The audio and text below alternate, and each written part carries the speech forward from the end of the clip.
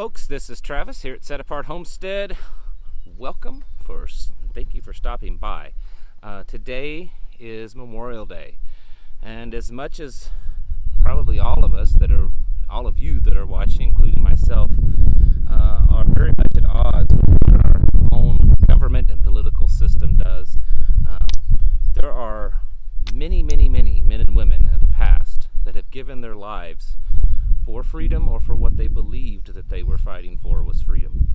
And today is a day to honor them, and I just want to take a moment to say thank you for the fallen men and women of this nation that have given their lives and their blood, sweat, and tears to try to hold on. And I don't want to discredit the work that they've done and the life that they gave because of where we're at today, but I do want to thank them and honor them greatly for giving their lives, the ones that fell while wearing a uniform, giving their lives for this great nation. So thank you all, and for those of you that have family members that are family members of a fallen soldier, God bless you, and thank you for for giving and for being part of trying to preserve the freedom what's left of this great nation. Before I get started, I want to talk about a product, and I don't really promote products like selling them, and this isn't something I'm selling. I'm not getting any money for this whatsoever. Just something that I bought, and I thought it turned out pretty cool, and wanted to share it with you. On a homestead, whether you're on or off grid, lighting is always a real important thing, especially outside when you're trying to do work. The sun starts to go down, or maybe you have to go out at night and do something. Maybe it's work on a car, work with an animal that's been injured or giving birth. And being able to have portable lighting is really important. Flashlights are great most of the time, but sometimes you want something like a floodlight. And there's all kinds of floodlights that you plug in, and there's more and more that are battery operated, and that's what this one is. And I picked this up at Harbor Freight about a week and a half ago. We were driving through a city a little over an hour from here that we rarely even ever go to, and I looked and thought, hey, there's a Harbor Freight. That's like a kid in a candy store for me. So pulled in there and bought a couple little things, but this is one of the things that I bought. I don't think it's a Harbor Freight exclusive brand, so you might be able to pick one up elsewhere. It's called Braun is the brand, and I'm sure it's not the highest quality of product, but it's a rechargeable LED work light and battery bank. It's got this little thing here that you can kind of set it somewhere, I guess, if you want to use that. And you plug it in, you charge it through a USB, and then it also has where you can plug in a device to it to charge the device off of. It's got a 4400 mAh Li-ion battery, so it probably could charge, I don't know the specs on how many cell phone charges you could make off of that, but anyways, the point is it's got two settings, high and low, I think about 1200 lumen, and it is really bright. We've used it a few times here in the evening or at night doing things outside, and I've just had it on the low setting, which has been plenty bright for what we're doing. And what's cool about it is, I don't know if you could see it, it's really bright today, but there's one of them little screws right there where you can attach it to a tripod, and have an old tripod, and it works great. I can just attach it onto there and just kind of move it around and adjust it, and it's really bright. And I've charged it when I got it, and I've yet to recharge it again, and we've used it, I would guess, probably well over an hour of runtime on the low setting, and it's not dimmed down at all. So anyways, I just wanted to bring this to your attention if you're interested in this type of stuff out here on a homestead, where even if you're plugged into the grid so you can easily plug in an extension cord, sometimes where you're needing to do something is so far away from an outlet you may need 300 or 400 foot of an extension cord to get there, and something like this is really handy. And I think it was like 12 or 15 bucks or something, but I can already see, as long as it lasts, And I think it would. It looks fairly well constructed. In fact, and it stayed out in a rain shower. I forgot about it, and it was out in a rain shower, and it still works. So it must be pretty well sealed. For the price, I think it would be a good option for the Homestead. In fact, if I ever get there again, I might buy another one or two because of the value in it's not a very expensive item. Plus, I'm kind of a flashlight geek, and even though this isn't a flashlight, it's kind of like a flashlight. And anyways, I just thought I would mention it to you because those of you that live out like this, you know what I'm talking about. Having, portable, bright light when doing certain chores in a low light setting is very handy to have. I debated on the topic today. I was actually going to do more of a homesteading topic. As you can see, I'm standing in front of a almost completely tilled garden. We've just about got the garden completely done. I've had to do some replanting. We've had so much rain, and they're calling for rain pretty much for the next several days again. And even though it's been quite warm today, and yes, last couple of days actually, up near 90, it's still really moist in the ground. The ground below about an inch or two is still really wet, and it flooded out my beans and corn, so we've had to replant most of that, and we're still expanding and adding to it, but the weather has just held us back a lot. And I was really going to talk more about that, but I read an article yesterday that just, I'm a pretty peaceful-minded man and don't lose my temper, and I didn't lose my temper, but I came pretty close to it. It just enraged me, and I don't know why, but with all this stuff that's going on, and I understand there's people who've lost lives, and I get that, but the ridiculous things that are happening that absolutely make no sense. If all the laws and executive orders and stuff that they were doing made really good sense at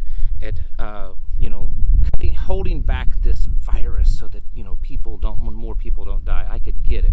But when you see news reports out of Michigan that it's against the governor's order to go to church because those are not considered essential, but yet I hate to say how to put this on a channel that I want it to be family friendly, so let me choose my words, but a bar that allows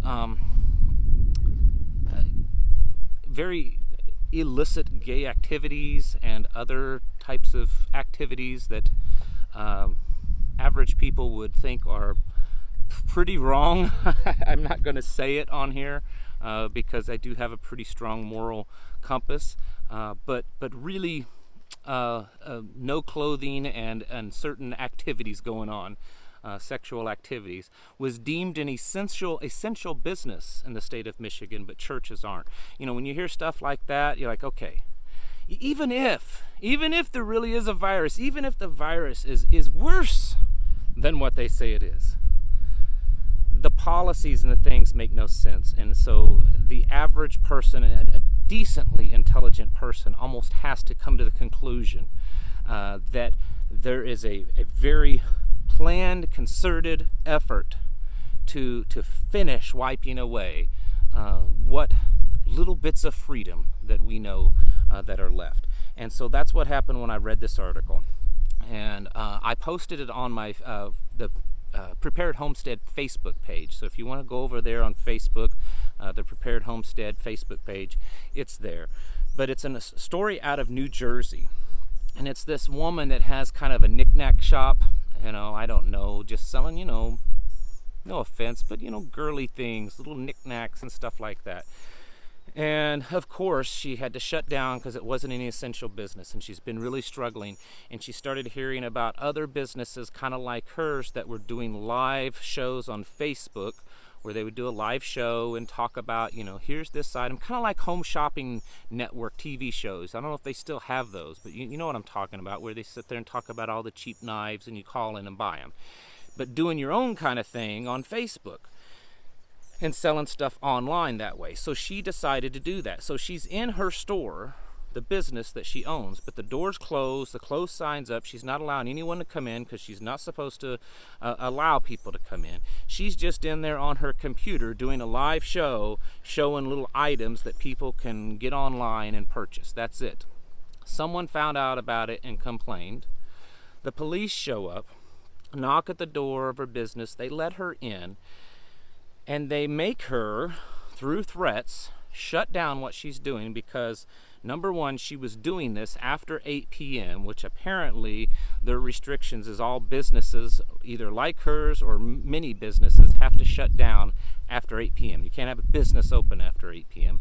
And because she was not wearing a mask, according to state orders that all businesses and employees must wear a mask, even though the door was locked and the sign was closed. And she explained that to the officer, and he said, no, because you're conducting business in your business, you have to comply with this. And they made her stop doing that. And, of course, she has a story. She's a single mom with her 3 kids, struggling, trying to keep her business afloat, that kind of thing. And it enraged me when I'm reading this that, it's after 8 p.m., and even though it's absolutely asinine that you're sitting in your business alone with the door locked and closed, you still have to wear a mask. They made her do that, told her that she had to stop and that she wasn't wearing a mask. And I don't know what it was about that article, but it just, inside of me, it was just almost to the point of rage. And I'm serious. I'm not, anyone that knows me personally, I'm not a rageful, angry, lose my temper kind of person. But I'm telling you, it was just, and I sit there thinking, and I thought, what would our grandfathers think about that? How would that play out 60, 70, 80 years ago, 100 years ago? Coming by and telling a business owner the same thing. Would they have complied too? How would that have played out, 200 years ago, 250 years ago? Maybe those types of things have happened before and I'm not aware of it, but what I am aware of is the last time I can ever remember in history of reading about this level of behavior was before the War of Revolution against the British Empire.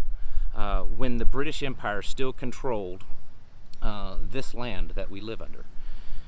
And we are, I couldn't believe it when I was reading it. And of course, reading this stuff all the time, I guess I should believe it. But I'm telling you, it made me so angry to think that this is where we've come to. And I don't know really why it's made me angry. I don't know why it's kind of set me off, because I've known about this kind of stuff for years. I've known that this is their agenda. This is what's planned. This is a completely planned, event. Whether a pandemic itself is planned or it was just an accident and they're taking advantage of it is not the point, in my opinion.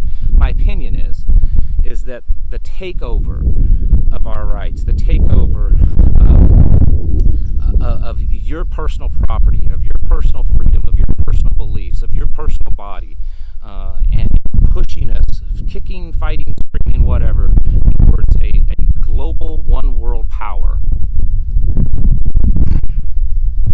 There is no doubt in my mind that has been planned for years. Agenda 2020 and Agenda 2030 and all this stuff that I could sit here for hours talking about that. So I don't know why reading that article really set me off, but I'm telling you, folks, if we aren't living, it's like I was talking to my oldest daughter, I believe it was yesterday actually, and she said, what if? She said, what if we're wrong about all this? What if everything, and she's young, and she's like, I believe this is what you're saying is all happening, and that, with the takeover and the loss of freedom. So she said, but what if we're wrong? What if it's all just a coincidence, and then it eventually all goes away and everything goes back to normal? And I said, well, number one, governments, not just ours, but governments in general, they never take power, especially emergency powers, and then when the emergency's over, give those powers back. Once they have those powers, they keep them, and then they just add to them.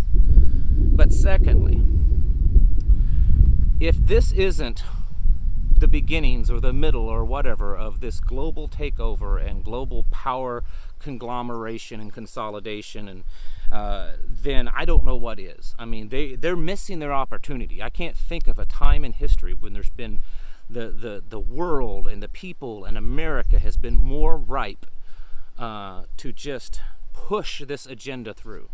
I really can't think of a better time. You know, it's like everything's in place. It's like the chessboard has very intricately been played over the last decades and even centuries to lead us to this point that that they know that the next move is, checkmate. And it's like that's what's happened. Is it? Maybe I'm just, got my tin foil hat, aluminum foil hat on today. I don't know. Or maybe I just wear it all the time. But if this isn't this kind of takeover and this crushing of our rights, and it's a coincidence in all these actions that's been taken by governors and police departments and sheriffs and health departments and national and global organizations, if it's all truly just been in our best interest and has no ulterior motives, then they're missing the best opportunity that they'll ever have, at least in my lifetime, to enact this global takedown, global takeover, global world order policy. And I don't know if this makes any sense. Maybe I'm just rambling, but that's one reason why I believe that that's what's happening, because it's perfect for it. It's a perfect time. It's ripe for the taking. The people all around us are already proving that. I mean, look at while many are kind of pushing back and rebelling against these orders, look at the amount of people that have just curled up and rolled over and died and just given away their rights, all under this guise of safety and public health. Look at the amount of sheep. I always knew that there were so many, that a good majority of the population, but even I have been a little shocked at the level of sheeple that live in this nation. And so what better time to do this, to take over, to enact their plan than right now? People are terrified. People are willing to just give everything up because someone says so. People are ratting their neighbors out and calling in on their neighbors, throwing people in jail because they're not wearing a mask or because their business is open, but yet letting sex offenders and dope heads and thieves out of jail. But yet, you open your business or you get caught not wearing a mask and they throw you into jail. I watched a video today in New York, I believe Staten Island, it's making its rounds, so you may have seen it, of a woman in a grocery store not wearing a mask, and nearly the entire grocery store erupts in screaming and cussing. In fact, I did post this one on the Facebook page also. Yelling at her to get out of the store, that she wasn't welcome there because she wasn't wearing a mask. That's where we've come to. I've seen several articles of employees of businesses being attacked and other people being attacked because they weren't wearing a mask, or because it had something to do with the pandemic. They were not allowed to purchase so many items, all this kind of stuff, where people are it's kind of coming unraveled, the fabric of the nation is kind of being stretched and pulled apart. If we aren't in the end times, folks, I don't know what we are in. So, what does that have to do with prepping? Or the garden that I was going to do a video on? I don't really know. All I know is that we have to start educating our children. It's kind of like, my daughter yesterday, she's an adult, she's a legal adult, she still lives here at home, and we're fine with that. But, and the point is that she's mature and smart enough to understand it. But all of our kids, and we have to do that. We have to educate them. We have to get them ready, get them mentally ready, get them trained and mentally ready, get ourselves ready, get our lives ready. Wherever you are, if you can live out like this, definitely do so. If it's absolutely not an option and you're going to have to wait it, ride it out where you are, then get yourselves prepared in every possible way you can. Get your heart prepared, your soul prepared. because I guarantee you, and I've been saying this from day one, since the time that this thing was still just in China, that they are going to use this virus to attack the church. And man, have they. Blaming outbreaks on churches, shutting churches down, not allowing them to be open. One of the superior courts in California, either yesterday or today, ruled that in fact the order for churches to not open, that they're not essential, is, they supported that ruling in the state of California. This has been an all-out attack, and it's going to continue to be. It's going to continue to be an all-out attack on your beliefs and on the way that you know and that I know that we should be living. I don't think this is a dry run anymore, folks. I think that what we've seen the last 3 or 4 months is kind of the predecessor to the real big blow. I think it's been the one kind of softening everyone up, kind of tenderizing us for the real blow that's probably going to start happening either this fall or next year. And we've got to start getting ready.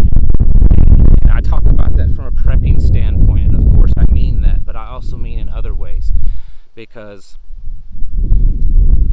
I really don't think it's going to get any better, and at least not how we think it will get.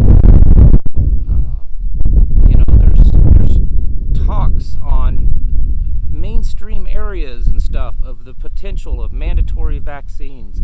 There's even talks of, and we're not even talking like fringe conspiracy talks, where they're talking about the strong possibility of some type of RFID microchip in the vaccine, or required when you get the vaccine. I mean, it's crazy.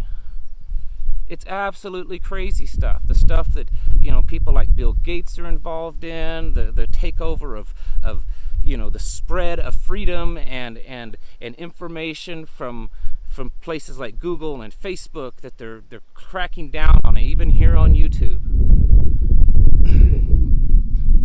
This isn't the world that you grew up in, and it's certainly not the world of your parents and grandparents anymore. We are in a new era. This is a new age. This is the new normal, what they keep pushing the term, the new normal. Well, it is the new normal, and it's not a good normal. And it's time that we wake up, and it's time that we, if those around us are awake, to kind of pool our resources and be there for each other, and realize that not everyone's going to be on board with us, and some of them are going to think we're nuts. And if that's the way they want to think, I guess that's fine in the end, because in the end, your main responsibility is you and your family. And as long as you're doing that and taking care of them, then you're fulfilling your responsibility and your duty.